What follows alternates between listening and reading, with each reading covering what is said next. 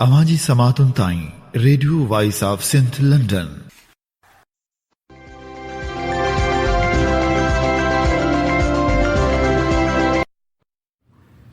Radio voice of Sindh London तां program पेश कजे थो ख़बरुनि जी दुनिया प्रोग्राम साण करे आऊं अवांजी ख़िदमत में हाज़ुर हबीब लगारी। सभ खां पहिरियां नज़र विझंदासूं ख़ासि ख़बरुनि ते।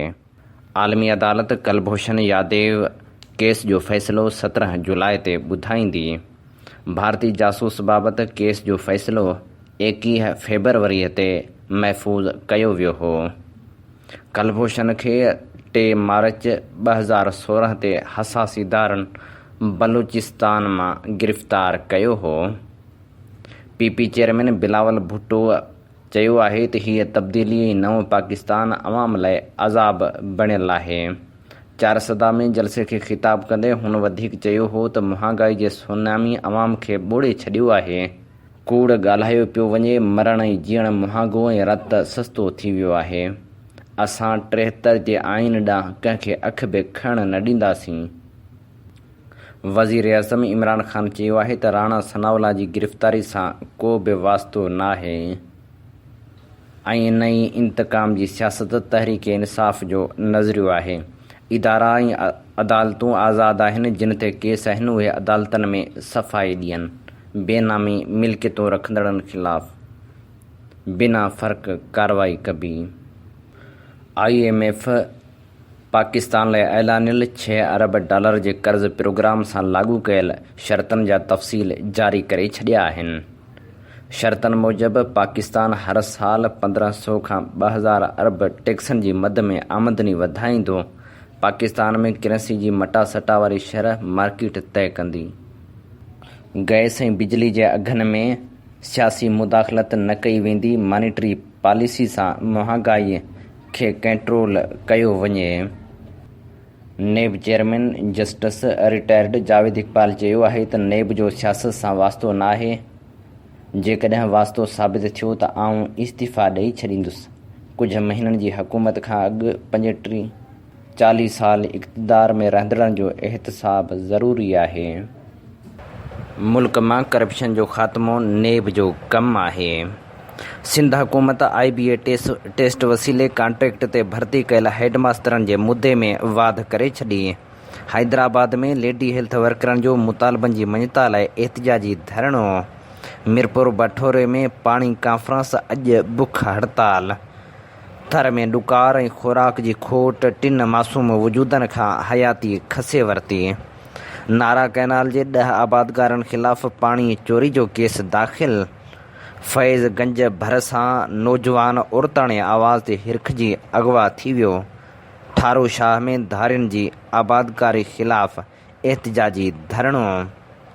हाणे प्रोग्राम में पेश कयूं था तफ़सीली ख़बरूं। मीरपुर ख़ास जी मलक रियाज़ कॉलोनी जी रहवासण 13 वरहनि जी न्याणी सां 5 ॼणनि मुबैना इज्तमाही ज़्यादती करे संदसि वीडियो भरण बाद बेहोशी वारी हालत में घर अॻियां उछलाए विया। पुलिस 6 जवाबदारनि ख़िलाफ़ केस दाख़िल करे 2 जवाबदारनि खे गिरफ़्तार करे वरितो आहे। उन मौक़े ते मुतासिरा छोकिरी दाहींदे चयो त पाड़ेसरी नौजवान मूंखे वरलाए झंग में वठी विया, जिते हुननि ज़्यादती जो निशानो बणायो।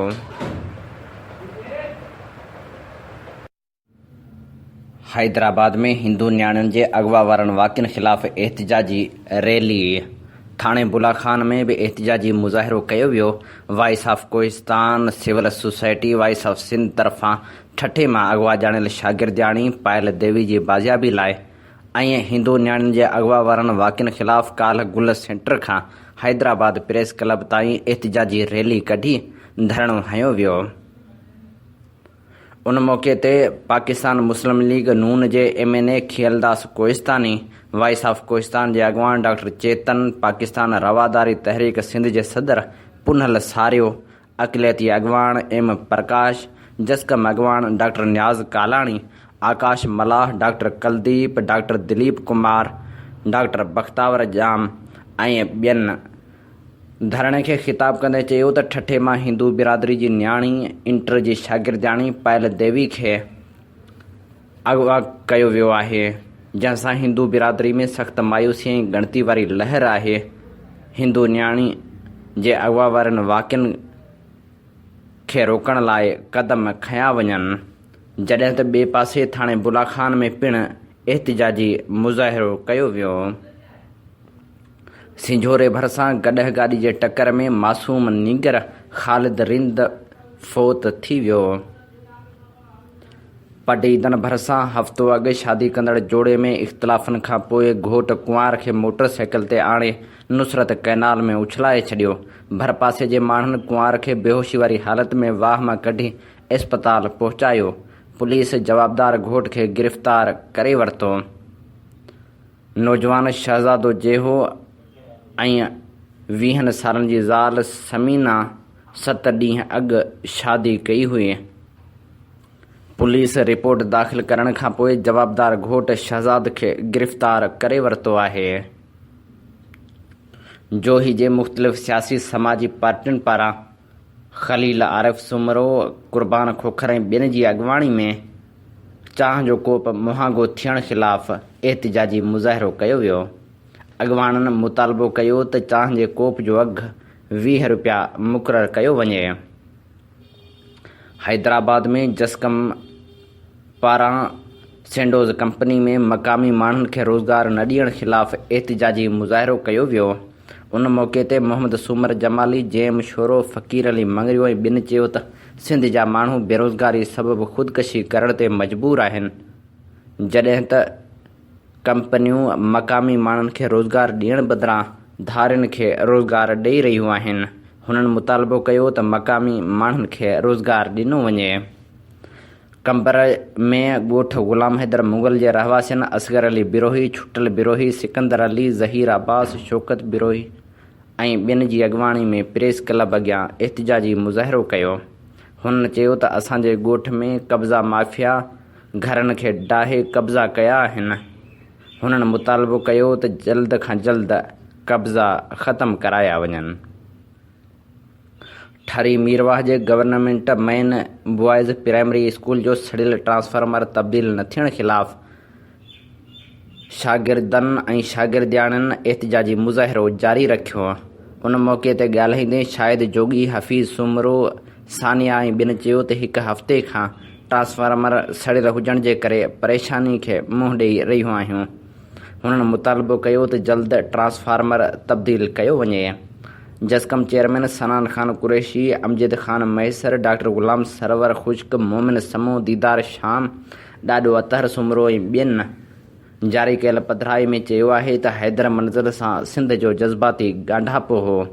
हैदर मंज़िल साईं जीएम सैद जी समूरी सियासत जी अलामत निशानी ऐं तारीख़ हुई, जंहिंजे विकिरे करण ऐं डाहे पट करण ते हज़ारे दिलियूं टुटी पयूं आहिनि। कासिमाबाद फ़ेज़ 2 जे शाह लतीफ़ कॉलोनी में HDA जी पार्क जे प्लाट ते कयल अॾावतनि ख़िलाफ़ एंटी इंक्रोचमेंट कासिमाबाद जी वॾी नफ़री ऐं HDA जे अमले जी मदद सां कार्रवाई करे 150 निढा वॾा घर ऐं बंगला डाहे पट कया विया। घरनि डाहण वारी कार्रवाई करण खां अॻु में पुलिस कॉलोनी जे चइनि तरफ़नि खां ॿ पुलिस मोबाइलूं बीहारियूं वियो। कॉलोनी जे रहवासियुनि खे घणो वक़्तु अॻु में ई घर ख़ाली करे वञण जो चताव ॾिनो वियो हो, जॾहिं त मुतासिर माण्हुनि जो चवणु हो त पके ऐं कचे किले जे नायाब इमारतुनि ते कब्ज़ो करे वेठलनि ख़िलाफ़ इंतिज़ामिया का बि कार्रवाई नथी करे, रुॻो असां ग़रीबनि ख़िलाफ़ कार्रवाई करे थी। जेकमाबाद में PP शहीद भुट्टो यूथ जे ज़िले सदर नूर मोहम्मद जो 10 वरहनि जो पुटु हुसैन बख़्श ओचितो गुम थी वियो आहे। ॻोल्हा बावजूदि वेसंस पतो न पइजी सघियो आहे। वारसनि ॻोल्हा में मदद जी अपील कई आहे। जाती में ज़मींदार एक्शन फोरम पारां पुछड़ जे शाखनि में पाणी जी खोट ख़िलाफ़ एहतिजाजी धरणो हयो वियो। उन मौक़े ते अॻुवाणनि खादम विंगाई, आदल लिगारी, नूर मोहम्मद ऐं ॿियनि चयो त गुज़िरियल ॾींहुं सेक्रेटरी आपाशी सिंध जी सदारत में DC ऑफिस हिजावल में गॾिजाणी थी, जंहिंमें पुछड़ जे शाखनि ताईं पाणी पहुचाइण लाइ इख़्तियार रेंजर्स खे ॾिना वेंदा, इहो फ़ैसिलो कयो वियो हो। पर अञा ताईं पाणी जी सही विर्छ नथी कई वञे, जंहिंजे करे असीं परेशान आहियूं। सिंध नर्सिस इतिहाद तरफ़ां तरक़ियन हेल्थ अलाउंस लाइ कराची प्रेस क्लब अॻियां एहतिजाजी धरणो हंयो वियो। इतिहाद जे अॻुवाणनि चयो त सिंध हुकूमत 1.5 महीनो गुज़रण बावजूदि पंहिंजो वाइदो वफ़ा नाहे कयो। असांखे कूड़ा दिलासा ॾेई एहतिजाज ख़तमु कराया विया, पर अञा ताईं मसइलो हल नथो थिए। हुननि मुतालबो कयो त 14,000 नयूं भर्तियूं कयूं वञनि, सर्विस स्ट्रक्चर मंज़ूर कई वञे, हेल्थ प्रोफेशनल अलाउंस ॾिनो वञे। ठारू शाह में जीए सिंध मुहाज़ धारियुनि जी आबादकारी, पाणी जी खोट ऐं इंतिहा पसंदी ख़िलाफ़ नवाज़ शाह बहाडाई, अयाज़ सोलंगी, इरफान ॾाहिरी, कदीर विस्तड़ो, अली शेर कीरियो ऐं ॿिनि जी अॻुवाणी में अलामती बुख हड़ताल कई। उन मौक़े ते अॻुवाणनि चयो त सिंध खे धारियुनि आलमी यतीम खानो सम्झी कब्ज़ो कयो आहे। सिंध में बहारी, अफ़गानी ऐं ॿिया वॾी लोध में लथल आहिनि, जेके मनशाद समेत ॾोहारी सरगर्मियुनि में मुलविस आहिनि। सिंध हुकूमत जे आबादकारी खे रोकण ऐं कढण ख़िलाफ़ कार्रवायूं करण बदिरां धारियुनि खे हिते आबादी ॾेई रही आहे, जेको अमल सिंध दुश्मन आहे।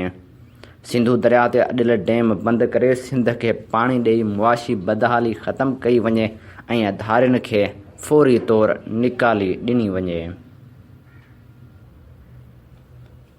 फैज़गंज थाणे जी हद ॻोठ भंगो बिहण जे रहवासी नौजवान माजिद पुट हफ़ीज़ुल्लाह राजपर औरताणे आवाज़ ते हिरखजी अगवा थी वियो आहे। नौजवान खे अगवा कंदड़ ॾोहारियुनि वारसनि खां बाज़ियाबी लाइ 50 लख रुपया भुंग तलब कई आहे। इन सिलसिले में नौजवान जे वालिद हफ़ीज़ुल्लाह राजपर फैज़गंज थाणे ते पहुची पुलिस अॻियां दाहियो त मुंहिंजो पुटु हिकु औरत सां फ़ोन ते ॻाल्हाईंदो हो। हीअ ख़ैरपुर डोमिसाइल ठहिराइण लाइ वियो, जितां गुम थी वियो। जंहिं बाद SSP ख़ैरपुर खे आगाह कयो, जंहिं बि नौजवान जी फ़ोन ट्रेस कराई त लोकेशन कशमोर जी मिली आहे। अगवा कंदड़ मूंखे फ़ोन करे 50 लख रुपयनि जी घुर कई आहे। आऊं ग़रीब आहियां, मुंहिंजी मदद करे पुटु बाज़ियाब करायो वञे। नौजवान माजिद खे 3 ॾींहं अॻु फ़ोन करे औरत जी आवाज़ में घुराए रोहड़ी भर सां अगवा कयो वियो हो, जॾहिं त नौजवान जो नंबर कशमोर में ट्रेस थी रहियो आहे। यादि रहे त औरताणे आवाज़ ते हिरखाए अगवा करण वारा वाक़िया तमामु घणा वधी विया आहिनि, ख़ासि करे कशमोर ऐं गढ़ी ख़ैर वारनि इलाइक़नि में नौजवाननि खे घुराए अगवा कयो वञे थो। अञा ताईं अगवा कंदड़ गिरोह ख़िलाफ़ का बि कार्रवाई न थी सघी आहे। सुवाल इहो बि आहे त नौजवान आख़िर औरताणे आवाज़ ते हिरखजी अणॾिठल माॻनि ॾे छो था वञनि। इन सिलसिले में बि जागरता जी ज़रूरत आहे, छो त आवाज़ त दोखो बि ॾेई सघनि था।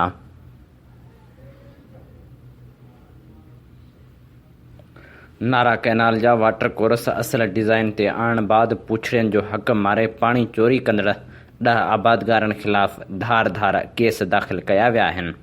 सखर हाईकोर्ट जे हुकम ते नारा कैनाल जे 5000 खां वधीक टूटल वाटर कोरसनि खे पको करण ऐं पुछड़ियुनि ताईं पाणी पहुच खे यकीनी बणाइण वारे हुकम बाद नारा कैनाल एरिया वाटर बोर्ड पारां खयल क़दमनि में मुबैना तौर पाणी चोरी करण जे इल्ज़ाम में 10 आबादगारनि ख़िलाफ़ केस दाख़िल कया विया आहिनि। नओं देरो में फॉल्ट ॼाणाए शहर जे एक्सप्रेस फीडरनि जी बिजली 4 कलाक बंदि कई वई, जॾहिं त बिजली बंदि हुजण जे करे स्कूलनि में शागिर्द ऐं शागिर्दियाणियूं मुश्किलातुनि खे मुंहुं ॾींदा रहिया। गवर्नमेंट इंग्लिश मीडियम स्कूल में ॿिए क्लास जो शागिर्द असदुल्ला शाह बेहोश थी वियो, जंहिंखे स्कूल जे उस्तादनि ऐं शागिर्दनि क्लास खां ॿाहिरि आणे होश में आणण जी कोशिश कई। जॾहिं त शागिर्दनि ऐं शागिर्दियाणियुनि मुतालबो कयो त बिजली फ़राहम करे असांखे मुश्किलातुनि खां बचायो वञे। पोरट कासिम भरिसां समुंड में कोयले ते हलंदड़ लकी पावर प्लांट इंतिज़ामिया लट बस्ती समेत ॿियनि इलाइक़नि जे मक़ामी मुहाणनि जा सामूंडी लंघ बंदि करे छॾिया आहिनि। इन सिलसिले में इंतिज़ामिया पावर प्लांट जी हिफ़ाज़त लाइ सख़्त क़दम खयां। सिक्योरिटी फोर्सिस लट बस्ती जे मक़ामी मुहाणनि खे प्लांट वेझो लंघण खां मना कंदे मुहाणनि जे सामूंडी लंघ खे बि बंदि करे छॾियो। मुहाणनि जो चवणु आहे त सिक्योरिटी अमलदार असांखे मारकुट करे वापसि करे रहिया आहिनि। हिन वक़्तु समुंड में वञण खां रोकण ते हज़ारे मुहाणा बेरोज़गार थी विया आहिनि। मुहाणनि जे मुसलसल एहतिजाज ते सूरतहाल खे सम्झण ऐं मुंहुं ॾियण लाइ मुहाणनि जी तनज़ीम ऐं मोज़नि जे गॾियल इजलास पिणु थी गुज़रियो, जंहिंमें अॻुवाणनि चयो त समुंड में वञण खां रोकण ते हज़ारे मुहाणा बेरोज़गार थी विया आहिनि, जंहिं ते असां सख़्त रद्द अमल जो मुज़ाहिरो कंदासीं। लट बस्ती में मुहाणनि जे अॻुवाणनि ऐं मोज़नि इजलास दौरान प्लांट इंतिज़ामिया सां ॻाल्हाइण लाइ कमेटी पिणु क़ाइमु करे छॾी। बरसातनि जी मौसम अचण बावजूदु बरसातूं न पवण जे करे थरपारकर में खुराक जी खोट ऐं ॾुकार वारी सूरतहाल अञा ताईं बरक़रार आहे। बीमारियुनि ऐं खुराक जी खोट विघे वधीक 3 मासूम ॿारड़ा हयाती जी जंग हाराए विया। सिविल अस्पताल मिठी में 1 महीने जो नवीद पुटु महबूब पाढ़ो, 5 वरहनि जो ज़ुल्फ़कार पुटु अलाह जोड़ियो ऐं प्रभु मेघवाड़ जी ताज़ी ॼावल ॿारड़ी दम ॾिनो, जंहिं बाद हलंदड़ महीने फोती ॿारड़नि जो अंग वधी 10 थी वियो ऐं हलंदड़ साल दौरान फोती ॿारड़नि जो अंग वधी 413 थी वियो। सिविल अस्पताल मिठी में दवाउनि समेत समूरियुनि सहूलियतुनि जी खोट हुजण सबबि इलाज लाइ दाख़िल 70 ॿारड़नि जा वालिद इंतिहाई परेशान आहिनि। मीरपुर बठोरो तालुके में पाणी जी सख़्त खोट ख़िलाफ़ मीरपुर बठोरो में सूफ़ी शाह इनायत प्रेस क्लब जी मेज़बानी हेठि पाणी कॉन्फ्रेंस मुनक़िद कई वई, जंहिंखे ख़िताब कंदे जसकम आरिसर जे चेयरमैन असलम खैरपुरी, जीए सिंध लिबरल फ्रंट जे चेयरमैन नवाज़ खान ज़ोहर, सूफ़ी शाह इनायत प्रेस क्लब जे सदर करीम दाद चांडियो ऐं ॿिनि चयो त पाणी जी हथरादू खोट पैदा कई वई आहे, जंहिंजे करे असांजो फ़सुलु तबाह थी रहियो आहे। अॻुवाणनि अॼु खां बुख हड़ताल जो ऐलान कयो।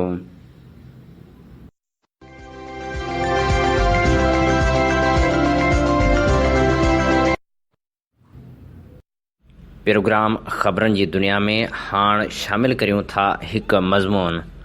इन मज़मून जो लेखक आहे एजाज़ मंकी, जंहिंजो उनवान आहे 5 जुलाई जी राति पिरह न फुटी पोइ। 1977 जी उहा तारीख़ राति पाण में अॼु बि साज़िशनि जा सवें तूफ़ान छुपाए वेठी आहे। उहा राति जेका अचानक न आई हुई, उहा राति जंहिं राति जो हिकु जनरल खे चूंडियल हुकूमत जो तख़्तो ऊंधो करण जो गेड़ न आयो हो। उहा राति आलमी साज़िशनि जी राति हुई। उन राति जी वॾी प्लानिंग थी हुई। उहा प्लानिंग बेहद पोशीदा हुई। जीअं सभु पंहिंजे शिकार तरफ़ आहिस्ते आहिस्ते सुरंदो आहे, तीअं उन राति आमरियत हिन मुल्क तरफ़ वधी रही हुई। उहा राति सिर्फ़ मुल्क जो आइन लताड़न जी राति न हुई, पर उहा राति मुल्क जे आईंदे खे सदाईं हिकु डिघी ऊंदाही में उछलण जी साज़िश जी राति हुई। उहा राति कुझु कलाकनि ताईं महदूद न हुई। उहा हिकु तवील ऐं कॾहिं बि ख़तमु न थियण वारी राति हुई। चवण में त उहा राति 42 साल पुराणी आहे, पर सच इहो आहे त हीअ 42 सालनि जी हिकु तवील राति आहे। मालूम नाहे त सुबुह कॾहिं फुटंदो, मालूम नाहे त उन राति जो अंत कॾहिं ईंदो। अयाज़ लिखियो आहे, पिरह परिया पतो न आहे त राति केसीं ॾुहाग ॾींदी। उहा ॾुख न भरी ॾुहाग ॾींदड़ राति अञा ताईं हिन मुल्क मथां कारे तंबू जा ताणी पई आहे। उन राति जो अंत कॾहिं ईंदो? इतिहास बार बार इहो सुवालु वरजाए रहियो आहे।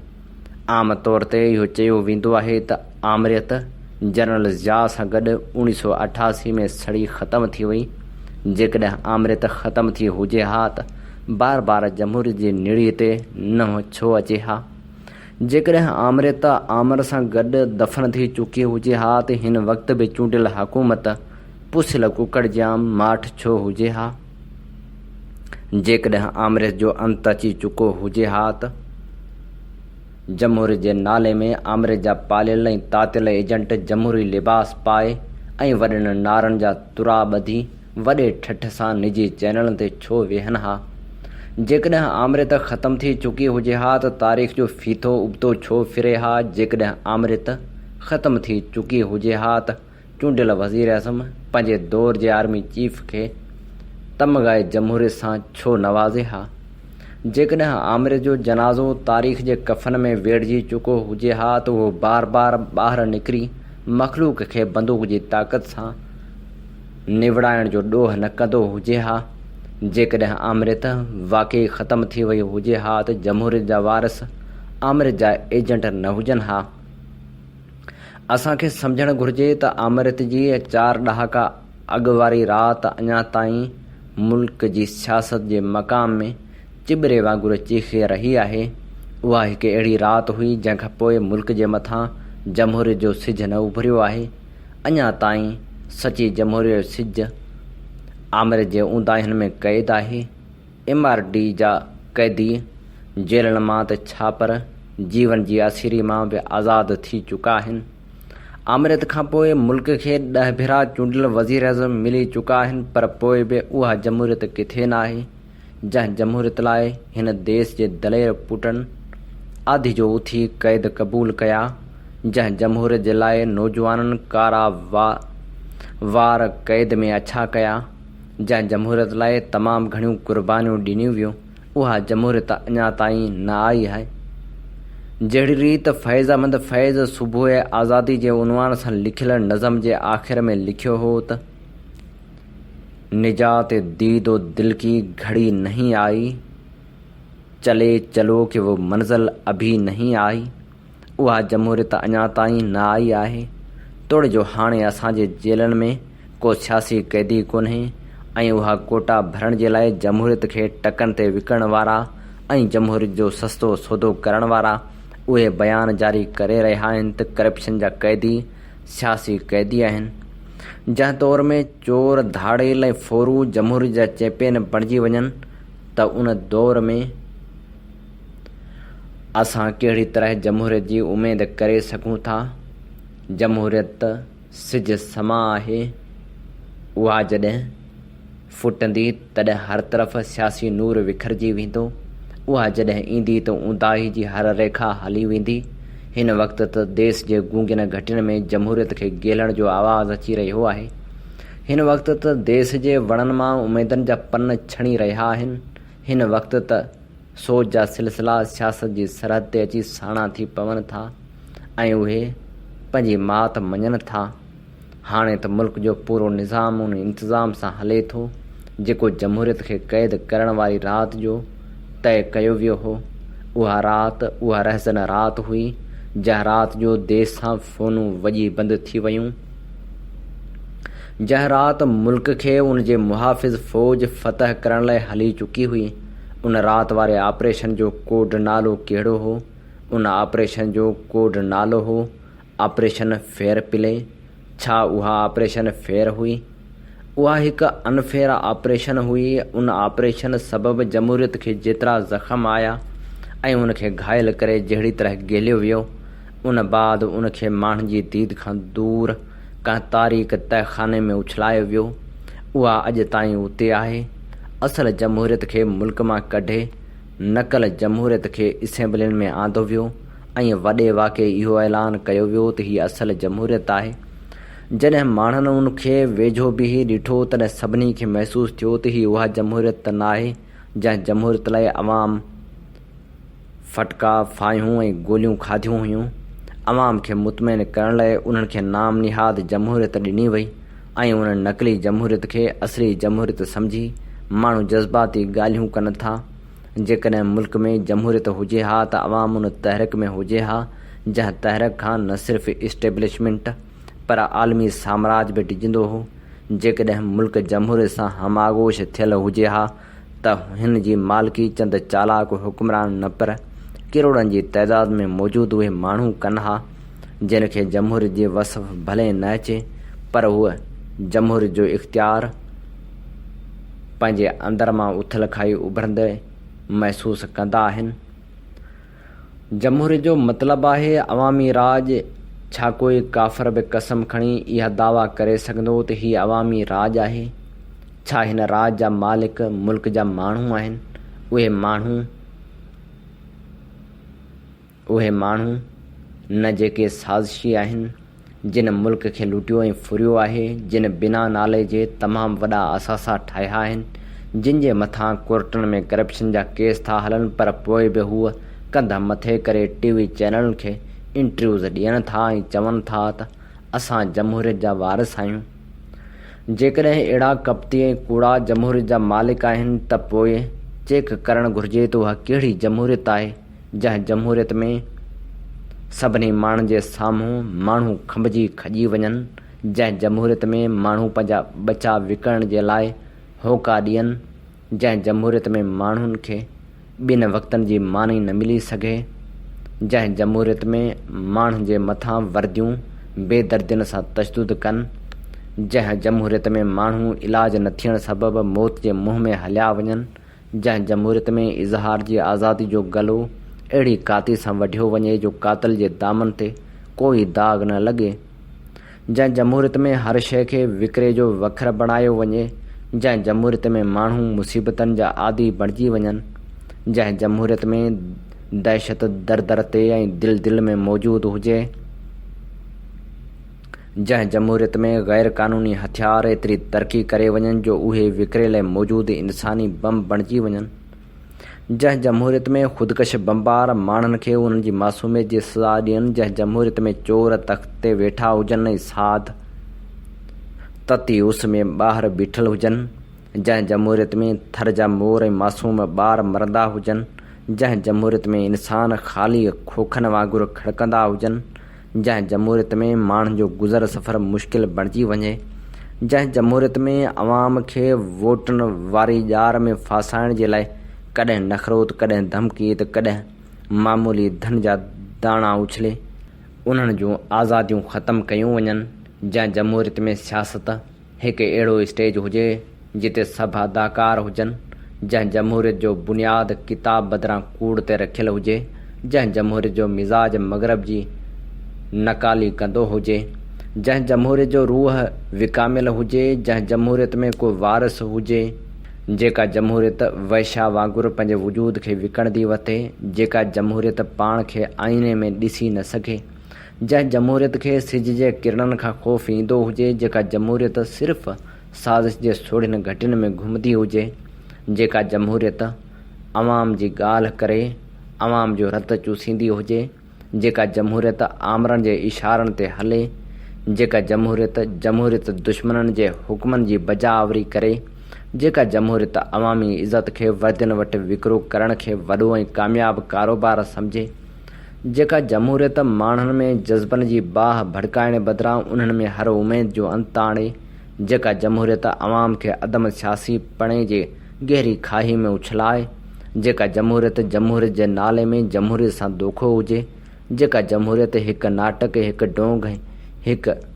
तर्कताल हुजे, जेका जमहूरियत आज़ादी खां नफ़रत करे, जेका जमहूरियत नाणे ते पंहिंजो पाण विकिरो करे, जंहिं जमहूरियत में का लॼ न हुजे, जंहिं जमहूरियत में को अहसासु न हुजे, जेका जमहूरियत हिकु रोबोट वांगुरु सिर्फ़ु सिस्टम खे सोरे पोरे पर उन में शामिल न हुजे, जेका जमहूरियत माण्हुनि जे आसन ऐं उमेदनि जे हवाले सां बिना अजनबी हुजे, जेका जमहूरियत अमरीका खां वठी इस्लामाबाद ताईं साज़िश जो डिघो सिलसिलो हुजे, उहा जमहूरियत कंहिं बि तरह सां जमहूरियत थी नथी सघे।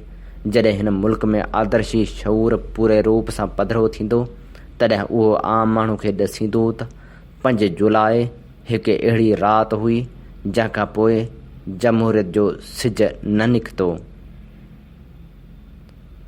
ही मज़मून हुयो एजाज़ मंगी जो।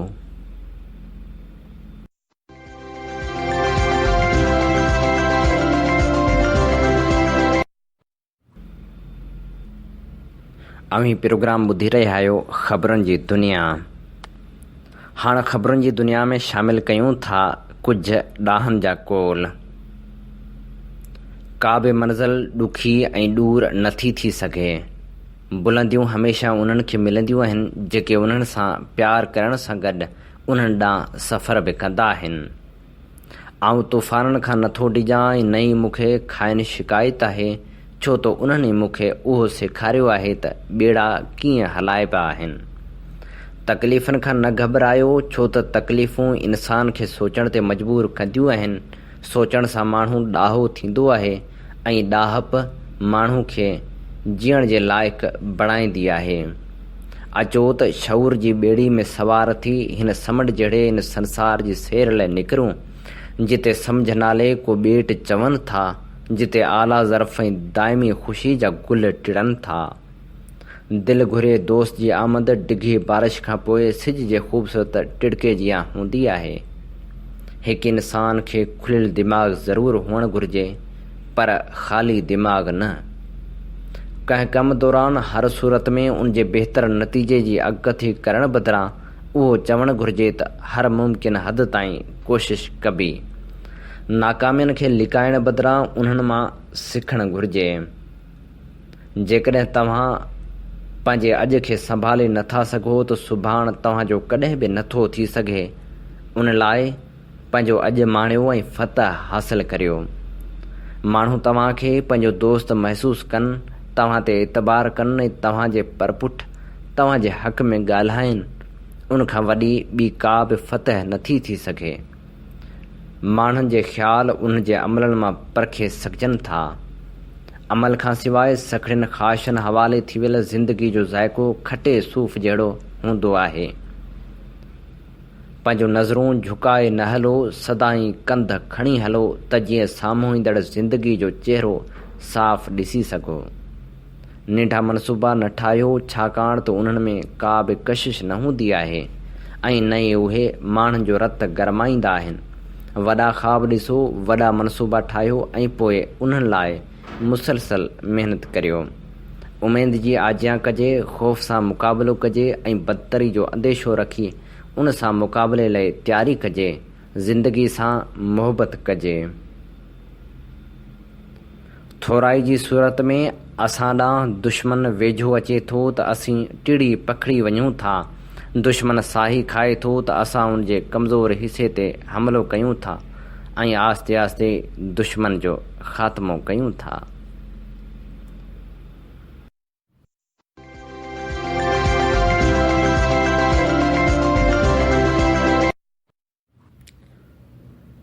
हैदराबाद में लेडी हेल्थ वर्करनि मुतालबनि जी मञता लाइ एहतिजाजी मुज़ाहिरो कयो।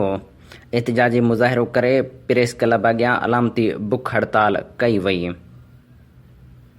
उन मौक़े ते उज़मा जोखियो, शहीदा सईदा शाहीन ऐं ॿियनि चयो त 1995 खां भर्ती थियल लेडी हेल्थ वर्करनि खे पेंशन ऐं ग्रेजुएटी न ॾिनी वई आहे।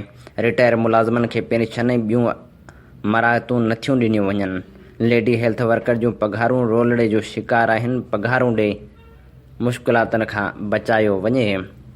क़ौमी अवामी तहरीक जे मरकज़ी सदर अयाज़ लतीफ़ पलीजे चयो आहे त नाजाइज़ मुफ़ादनि लाइ पुलिस जो इस्तेमालु बंदि कयो वञे।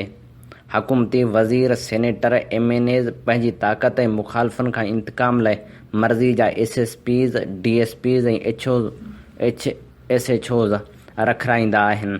सिफ़ारिश ऐं पैसनि ते मुक़ररनि जे करे सिंध में अमन नाहे। आम माण्हू जी जान ऐं माल ग़ैर महफ़ूज़ आहे। जंहिं वक़्त बि को ताक़तवर चाहे त हुकूमती सिफ़ारिशनि सां पाण खां कमज़ोर खे कुचले सघे थो। टंडे आदम वेझो ॻोठ सुखियो मगसी में सोहरे गुहराम ऐं मुड़ुस सदाम मगसी औरत रज़िया मगसी खे तशदुद जो निशानो बणाए रतोरत करे छॾियो, जंहिंखे तालका इस्पताल टंडो आदमानबाद हैदराबाद मुंतक़िल कयो वियो आहे।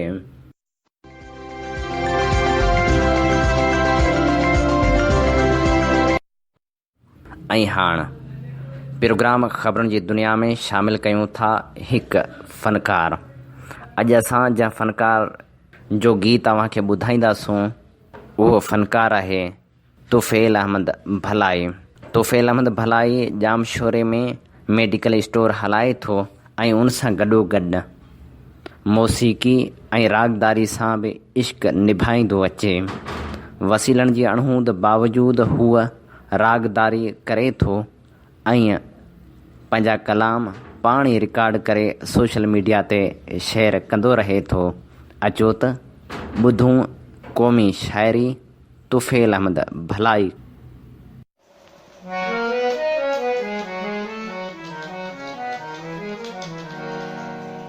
शहर शहर में शोरवा रुगो थू वहशतूं वरन, शहर शहर में शोरवा रुगो थू वहशतूं वरन। अचो अचो अदा अचो, अचो अचो अदा अचो, सॾे पयो वरी वतन। शहर शहर में शोरवा रुगो थू वहशतूं वरन, शहर शहर में शोरवा रुगो थू वहशतूं वरन। अचो अचो अदा अचो, अचो अचो अदा अचो, सॾे पयो वरी वतन। शहर शहर में शोरवा रुगो थू वहशतूं वरन।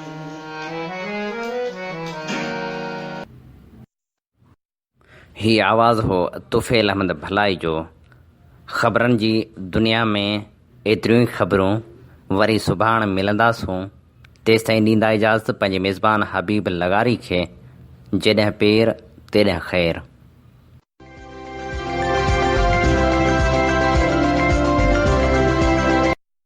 अवां जी समातुनि ताईं radio voice of Sindh London